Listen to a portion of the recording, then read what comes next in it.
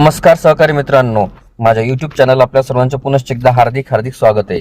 आपण जर सरकारी कर्मचारी असाल किंवा कुठेही शासकीय सेवेत नोकरीला असाल किंवा पेन्शनधारक असाल तर ही खास बातमी आपल्यासाठी आहे। नुकतंच महाराष्ट्र शासनाच्या वित्त विभागाने दिनांक 10 जुलै 2024 रोजी एक अतिशय महत्त्वाचा शासन निर्णय निर्गमित केला।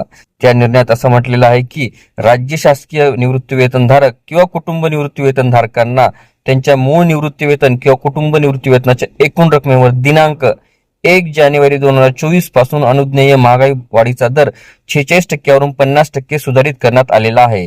यामध्ये महागाई वाढ दिनांक 1 जानेवारी 2024 पासूनच्या थकबाकीसह माहे जुलै 2024च्या निवृत्ती वेतन कुटुंब निवृत्ती वेतनासोबत रोखीने देण्यात येईल असे स्पष्टपणे त्यांनी सांगितले।